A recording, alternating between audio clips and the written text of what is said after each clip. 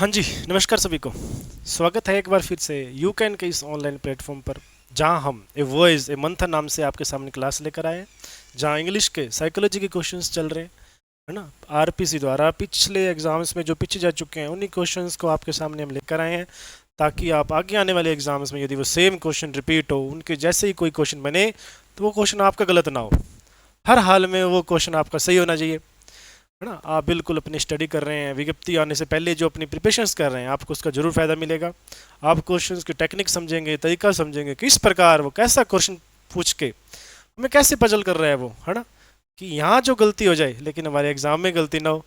जी, शुरू करते हैं हमारी आज की इस क्लास को। पहला क्वेश्चन हमारा आईसीटी संबंधित ग्रेड फर्स्ट ग्रेड थर्ड के लिए काफ़ी अच्छा है ये। शैक्षिक तकनीकी का प्रयोग सर्वप्रथम किसने किया था? शैक्षिक तकनीकी का प्रयोग सर्वप्रथम किसने किया था? तो इसका हमारा आंसर रहेगा, इसका प्रयोग सबसे पहले किसने किया था? ब्राइमर ने किया था। कहाँ किया था ये भी याद कर लेते हैं। सर, इंग्लैंड में किया था। कहाँ पे किया था? इंग्लैंड में। क्वेश्चन अभी याद करेंगे। क्या क्वेश्चन? शैक्षिक तकनीकी का प्रयोग सबसे पहले किसने किया? ब्राइमर ने किया। कहाँ किया? इंग्लैंड में किया। जी, आगे चलते हैं। अगला क्वेश्चन, हार्डवेयर तथा सॉफ्टवेयर उपागम को जोड़ने वाली कड़ी है। कल ही हमने याद किया था जो इसके पीछे वाली क्लासेज में, कि सर हार्डवेयर को बोलते हैं शैक्षिक तकनीकी प्रथम, सॉफ्टवेयर उपागम बोलते हैं शैक्षिक तकनीकी द्वितीय। इन दोनों का जो हाइब्रिड रूप है, इन दोनों को जोड़ रहा है, जो मिक्स काम कर रहा है, उसको बोलते हैं प्रणाली उपागम। क्या बोलते हैं? प्रणाली उपागम। सभी ने याद भी किया होगा, याद करना है। अच्छा क्वेश्चन है, जिसको नाम दिया था शैक्षिक तकनीकी तृतीय, जो हार्डवेयर तथा सॉफ्टवेयर दोनों को क्या करता है? मिक्स रूप से यूज करता है। आगे चलते हैं। CALT का पूरा नाम है, CALT का पूरा नाम है, हम इसी को याद करेंगे। C से कंप्यूटर, A से असिस्टेड, L से लर्निंग एंड टीचिंग। ऑप्शन रहेगा हमारा C for cat, computer assisted learning and teaching. क्या आंसर रहेगा? Computer assisted learning and teaching हमारा इसका आंसर रहेगा। जी हाँ जी, आगे चलते हैं। इसका आंसर रहेगा C फॉर कैट। अगला क्वेश्चन देखते हैं हमारा, छात्र अधिगम प्रक्रिया किस पर आधारित है?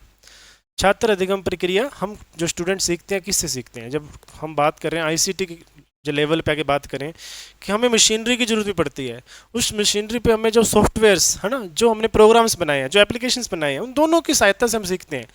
जब मशीनरी नहीं होगी तो हम उस एप्लीकेशन सॉफ्टवेयर जो प्रोग्राम्स को कैसे रन करेंगे, कैसे देखेंगे, कैसे चलाएंगे? हाँ जी, तो हमें दोनों की जरूरत पड़ती है। जो हमारा जो अधिगम प्रक्रिया हार्डवेयर पर आधारित होती है, सॉफ्टवेयर। तुम्हारा आंसर क्या रहेगा? सर, दोनों उपागमों पर आधारित। जो छात्र अधिगम प्रक्रिया किस पे चलती है?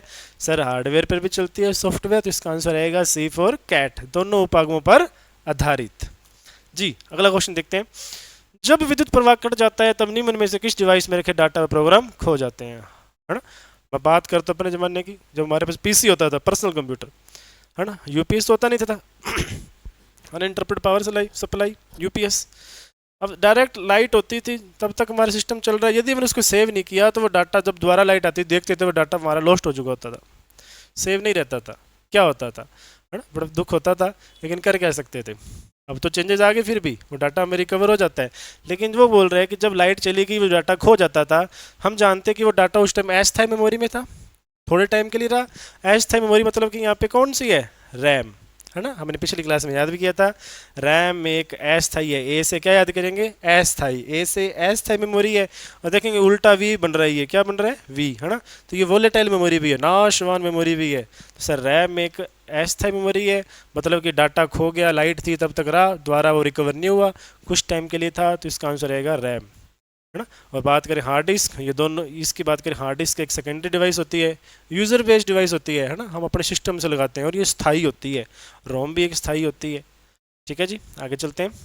कंप्यूटर सहायक निर्देशन किस सिद्धांत पर आधारित है ना। हम देखते हैं कई बार कंप्यूटर सहायक निर्देशन, कंप्यूटर पे हमने कोई क्विज लगाई, हम देखते हैं क्विज पर जैसे ही हमारा हमने कोई सही आंसर टिक किया, है ना, फुल जड़ियाँ पतरियाँ से उगती हैं, बड़ी खुशी होती है, यार मेरा सही हो गया मेरा क्वेश्चन। दोबारा देखें, अगला क्वेश्चन आया, चेक किया, गलत हो गया। C फॉर कैट तो मेरा गलत था, B आंसर था ना, एक सिमिली सी आती, गुस्से वाली सी। तो अब जैसे अगला क्वेश्चन फिर हमने सी किया उसको, तो फिर एक तरीके से हमें पुनर्बलन मिलता है, वेरी गुड, है ना। कुछ लिखा आता है ना, फुल जड़ियाँ खिलती हैं, तो ये मतलब कि हमारे को पुनर्बलन मिल रहा है ना। रीइंफोर्समेंट मिल रहा है, जिसमें हमारे को पुनर्बल मिलता है। साइकोलॉजी का कौन सा सिद्धांत है ना, स्किनर महोदय का क्रिया प्रसूत अधिगम सिद्धांत, जिसमें भी पुनर्बलन पर बल दिया गया है, पुनर्बलन पर बल दिया गया है। और उसी प्रकार कंप्यूटर सहायक निर्देशन में किस पर काम करता है, पुनर्बलन बल देता है, बच्चों को हर सही आंसर पे उसको रीइंफोर्समेंट देना, उसको मोटिव देना। हाँ very good, yes, keep it up. आगे बढ़ता है और आगे वो इस सिद्धांत के साथ हमारा ये जो सिस्टम काम करता है। जी अगला देखते हैं, MHRD के द्वारा इनमें से कौन सा वन स्टॉप एजुकेशन पोर्टल के रूप में काम कर रहा है।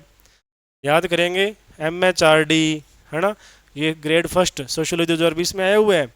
MHRD के द्वारा वन स्टॉप एजुकेशन पोर्टल कौन सा है, वन स्टॉप एजुकेशन पोर्टल पे काम कर रहा है। इसका आंसर है साक्षात। क्या आंसर है इसका, साक्षात। याद करेंगे जो वन स्टॉप एजुकेशन पोर्टल का नाम क्या है, साक्षात। कौन चला रहा है इसको, किसके थ्रू चलाया गया है, MHRD के द्वारा चलाया गया है। आगे चलते हैं। परंपरागत शिक्षण के साथ ऑनलाइन, परंपरागत शिक्षण मतलब कि जो हमने जो पहले की है ना, जब तक ये डिजिटलाइजेशन नहीं हुआ था उससे पहले जो हम टीचिंग कर रहे थे, जो हम लर्निंग कर रहे थे, परंपरागत शिक्षण के साथ ऑनलाइन डिजिटल मीडिया को जोड़कर संचालित की जाने वाली शिक्षण प्रक्रिया क्या कहलाती है। हम जानेंगे, एक दूसरे को मिक्स कर रहे हैं, मिश्रित कर रहे हैं, तो इसको बोलेंगे मिश्रित अधिगम, जिसमें परंपरागत शिक्षण अधिगम के साथ साथ ऑनलाइन डिजिटल मीडिया को क्या किया जा रहा है, मिक्स किया जा रहा है। इन दोनों को क्या बोलते हैं, मिश्रित अधिगम। जी आगे चलते हैं। MOOC, मूक क्या है, मूक है ना, याद करेंगे मूक एक अच्छी चीज़ है। मूक मैसिव, सी फॉर देखें कैट में, मैसिव ओपन ऑनलाइन कोर्स है ना, मूक, सॉरी बी फॉर बुक में इसका आंसर है मूक। क्या है, मैसिव ओपन ऑनलाइन कोर्स। मूक एक ऐसा कोर्स मानो जो एक बड़े लेवल पे है, जो हमारा एक छोटे से बात करूं लोकल रीजनल लेवल से लेकर नेशनल लेवल से इंटरनेशनल लेवल तक एक ऐसा आपको कोर्स प्रोवाइड किया जा रहा है, एक ऐसा स्टेज प्रोवाइड किया जा रहा है जहां हर कोई एक स्टूडेंट दूसरे स्टूडेंट के साथ, किसी एक अच्छे टीचर के साथ अपनी प्रॉब्लम को सोल्व कर सकता है। वो हम अपनी प्रॉब्लम्स उनके आगे रख सकते हैं, उनका व्यू जान सकते हैं, उनका एटीट्यूड कैसा है, किस प्रकार की वो सोच रखते हैं, क्या किस तरीके से उन्होंने सोल्व किया इसको, और हमारे इसके क्या उसके फैक्ट थे, क्या लॉजिक थे। तो मूक, हाँ जी व्याख्या देखेंगे। मूक की फुल फॉर्म देख लें पहले। M से massive open online course, massive open online course याद करेंगे। मूक की व्याख्या देखते हैं। यह शिक्षा का वैश्विक, राष्ट्रीय व क्षेत्रीय मंच है जिसके माध्यम से बालक विश्व व कहीं भी शिक्षक व समूह के माध्यम से ऑनलाइन क्या कर सकता है, कम्युनिकेशन कर सकता है, अंतःक्रिया कर सकता है ना, उसको सीख सकता है मूक। जी आगे चलते हैं। शैक्षिक तकनीकी जिसका उद्गम भौतिक विज्ञान व अभियांत्रिकी से हुआ है। शैक्षिक तकनीकी जिसका उद्गम भौतिक विज्ञान व अभियांत्रिकी से हुआ है। हम देखते हैं ऑप्शंस को देखें। शैक्षिक तकनीकी प्रथम, द्वितीय, कठोर, मृदुपागम। तो हम देखेंगे थोड़ा सा समझ में आएगा कि सर प्रथम को तो कठोर कहते हैं और द्वितीय को मृदुपागम कहते हैं, मतलब कि हार्डवेयर उपागम, ये सॉफ्टवेयर उपागम, नाम से क्लियर है। अब देखते हैं जिसमें हमारी जो भौतिक विज्ञान और अभियांत्रिकी मतलब कि जिसमें मशीनरीज टेक्नोलॉजीज आई है ना, नाम से क्लियर हो जाएगा। मशीनरी टेक्नोलॉजी जो नए इंस्ट्रूमेंट्स आए वो कौन से में आए थे सर, शैक्षिक तकनीकी प्रथम में आए और दूसरा कठोर उपागम में आए है ना। इसका आंसर रहेगा ए और सी। क्या रहेगा, ए और सी। जी तो एक बार फिर से हम बताना चाहेंगे कि आप इन जो 10 क्वेश्चंस डेली के, चाहे इंग्लिश के आ रहे हैं चाहे साइकोलॉजी के आ रहे हैं, आप इसको अच्छे से शौक के साथ, इंटरेस्ट के साथ यदि देख रहे हैं तो हम आपको आश्वस्त करते हैं, फुल्ली कॉन्फिडेंट आपको बता रहे हैं कि आपको आगे आने वाले एग्जाम्स में इसका जरूर फ़ायदा मिलेगा। पता कैसे चलेगा, हमारे एप्लीकेशन पर जो आपको टेस्ट सीरीज मिल रही है बिल्कुल फ्री टेस्ट सीरीज मिल रही है, आप उसको अटैम्प्ट करें। यही क्वेश्चंस आपको वहाँ देखने को मिलेंगे। यदि वहाँ पर भी आपसे यही क्वेश्चन दोबारा गलत हो रहे हैं तो आप समझें कि सर हमारे इवैल्यूएशन में कमी है। माने टेस्ट ही एक ऐसा प्लेटफॉर्म है जो हमें फर्श से अर्श तक पहुँचा सकता है। बड़ी खुशी होती है जब क्लासरूम में जब हमारे लिए क्लैपिंग बजती है, समझ में आता है कि सर हमने काम किया, उस रात को हम जागे, कितने घंटे तक हमने मेहनत की है। यदि हमारा जब पता चलता है कि मेरे सर बेसिक क्वेश्चन गलत हो गए, पता था आते थे फिर भी गलत हो गए है ना, ये गलतियाँ यहीं पे हो जाए कोई दिक्कत नहीं है, उस मेन एग्ज़ाम में नहीं होनी चाहिए जिसके लिए हमने दिन रात मेहनत की है। घर वाले जिसके लिए हमारे मुंह की ओर देख रहे हैं ना, कितनी मिद लगा के बैठे हैं, वहाँ गलतियाँ ना हो। तो इस जो हमारा मंथन कार्यक्रम चल रहा है आप इसको अच्छे से इंटरेस्ट से देखें, इसको आप बिल्कुल कोऑपरेट करें, शेयर भी करें ज़्यादा से ज़्यादा, जिसको जो स्टूडेंट्स घर बैठे तैयारी कर रहे हैं उनको इसका फ़ायदा मिल सके, समझ सकें किस टेक्नोलॉजी के साथ, किस टेक्निक के साथ हमने क्वेश्चन को देखना है, याद कैसे करना है, क्या पूछ सकता है ना। तो टेस्ट में आप जरूर चेक करते रहें कि मेरे को याद हुआ या याद नहीं हुआ। जी क्वेश्चन शायद तक इतने थे। कुछ थ्योरी बेस्ड हम आगे फैक्ट देखते हैं कि मेमोरी किसे बोलते हैं, स्मृति, है ना। हम बात करते हैं कंप्यूटर में दो प्रकार की मेमोरी होती है, एक तो प्राइमरी होती है, दूसरी सेकेंडरी होती है। मतलब कि एक तो कंप्यूटर में इनबिल्ट आती है, इसे बोलते हैं कंप्यूटर बेस्ड। क्या बोलते हैं? Computer based. एक होती है यूजर बेस्ड, मतलब कि मेरे को जितनी जरूरत है लूंगा, अभी मैंने कितना का चलाना है, मैंने गेम गाम खेलने है, पढ़ना है, नहीं मेरे को आगे कुछ प्रोफेशनल यूज़ भी करना है, तो मेरे को ज़्यादा स्टोरेज चाहिए। मैं चेक करूंगा कि मैं देख रहा हूँ कंप्यूटर के अंदर रोम है, रैम है, कैशे है, रोम है, रैम है, कैशे है ना। पढ़ लिया हमने रैम के बारे में। रैम तो एक अस्थायी मेमोरी है, और हमने देखा कंप्यूटर में एक स्थायी मेमोरी भी आती है जो इनबिल्ट होती है ना। देखा आपने हमारे ज़माने में जब शुरू शुरू में नोकिया के फ़ोन आए थे ना, जैसे फ़ोन ओपन करते थे कनेक्टिंग इंडिया, है ना, हाथ ऐसे जुड़ते तो क्या चीज़ देखी थी, तो वो इनबिल्ट मेमोरी थी, स्थायी थी, हम चाह के भी इसमें नहीं छेड़ सकते, कंपनी ने इनबिल्ट फिट करके भेजी कनेक्टिंग इंडिया, है ना। वो रैम थी, सॉरी रोम थी। रैम क्या हुई? अस्थायी मेमोरी। हमने देखा कुछ सिस्टम मेरा जब तक है, वो गई तो गई, है ना, वोलेटाइल है। और रोम नॉन वोलेटाइल है, हमने याद किया। तो हमने देख लिया सर ये मेमोरी रैम रोम तो ये कंप्यूटर बेस्ड है। और इसमें कैशे मेमोरी क्या होती है ना। कई बार हम गूगल करते हैं, है ना, हमने कुछ चीज़ सर्च की, अब 10 दिन बाद दोबारा जैसे मैंने उस पर कुछ लिखा होगा ना, ऐसे दबाएंगे यू, तो ऑटोमेटिक लिखा आ जाएगा you can buy Bhim sir. मतलब कि ये जो मेमोरी इसको सेव कर रहा है ये कैशे मेमोरी है ना। इसके टाइप्स होते हैं L1 L2 L3, आपने याद भी किया होगा। फिर कंप्यूटर कैसे याद पड़ा कि मैंने सर्च किया था, तो कंप्यूटर कुछ टाइम के लिए उस मेमोरी को अपने आप में सेव रखता है, वो कैशे मेमोरी होती है ना। अब थोड़ा सा आज देखेंगे हम सेकेंडरी मेमोरी। पेन ड्राइव के बारे में आप सारे जानते हो, USB यूनिवर्सल सीरियल बस फुल फॉर्म याद की थी। पेन ड्राइव सभी परिचित हैं, मैं नहीं मानता कोई से परिचित ना हो, है ना। फ्लोपी डिस्क के बारे में, और आज हम बात करते हैं थोड़ा सा विद पिक्चर फोटो से देखेंगे ये HDD SSD क्या होती है ना। पहले होता था कि हार्ड डिस्क ड्राइव और एक सॉलिड स्टेट ड्राइव। आजकल लैपटॉप में क्या चल रहा है, मेरे को कौन सा लैपटॉप लेना चाहिए, मेरे को कौन सी सिस्टम में मेरे कौन सी सेकेंडरी डिवाइस दिलवानी चाहिए, है ना, मेरे को कितनी की जरूरत है, कैसे काम करना चाहिए। जी देखते हैं अपने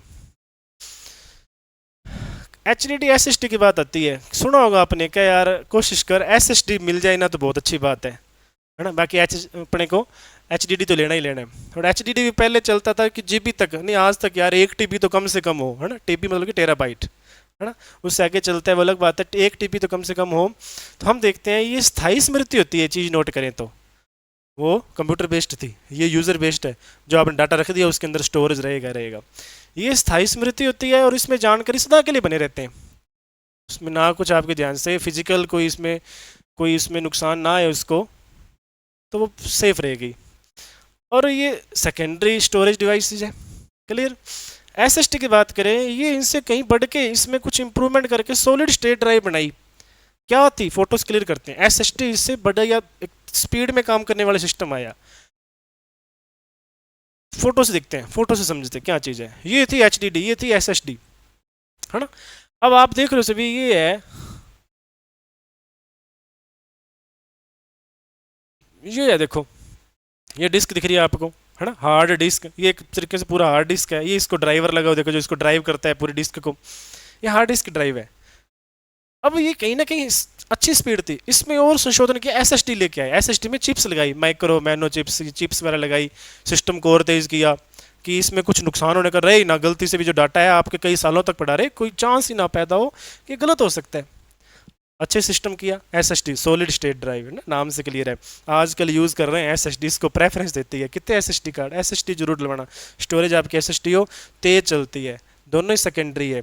HDD में क्या था सर, एक डिस्क थी, हार्ड डिस्क जो ड्राइव होती थी, कहीं ना कहीं डर था कि ये डिस्क यदि टूट टाट की कोई नुकसान हो गया तो गड़बड़ हो सकती है, तो इसके इम्प्रूवमेंट में आया SSD। लेकिन ये अच्छी है, सॉलिड है, ऐसी बात नहीं कि ये भी हो, लेकिन उसमें थोड़ी स्पीड ज़्यादा थी, सिस्टम अच्छा था। तो दोनों ही ये सेकेंडरी डिवाइस है, दोबारा देखते हैं, दोनों ही है HDD और SSD। तेज कौन सी है, स्पीड किसकी अच्छी है, SSD की, ठीक है। थोड़ी सी कॉस्टली पड़ती है तो हम HDD तक सेटिस्फाई हो जाते हैं कि HDD भी मेरे को चलेगा, है ना। जहाँ हमने पहले P4 ड्यूल कोर वो देख लिए, तो ये तो हमारे लिए बहुत अच्छी बात है। वापस देखते हैं, मेमोरी की बात करें, प्राइमरी सेकेंडरी। प्राइमरी में रैम रोम कैशे आई, सेकेंडरी में जो यूज़र बेस थी, मेरी आवश्यकता अनुसार जो मैंने स्टोरेज लगाई, HDD SSD pen drive floppy disk, हाँ जी। और जो कंप्यूटर रैम रोम कैशे, है ना, रोम मतलब कि स्थाई, जो कंपनी ने खुद फिट करके दे दी, कनेक्टिंग इंडिया, है ना। नोकिया के फ़ोन खोलते थे तो आता था कनेक्टिंग इंडिया, है ना, हम उसमें चाह कर भी कुछ नहीं कर सकते थे, चाह कर भी कुछ नहीं कर सकते थे। वो एक स्थायी मेमोरी थी। रैम अस्थायी मेमोरी ख़त्म हो सकती है, और कैशे जो कुछ टाइम के लिए सिस्टम, कोई भी चीज़ है, कंप्यूटर अपने आप में कुछ समय के लिए उसको अस्थायी तरीके से स्टोर कर लेता है। जी धन्यवाद सभी को। आप हमारे इस जो वीडियोज़ को ज़्यादा से ज़्यादा शेयर करें, हमारे इस चैनल को सब्सक्राइब करें, लाइक करें। धन्यवाद।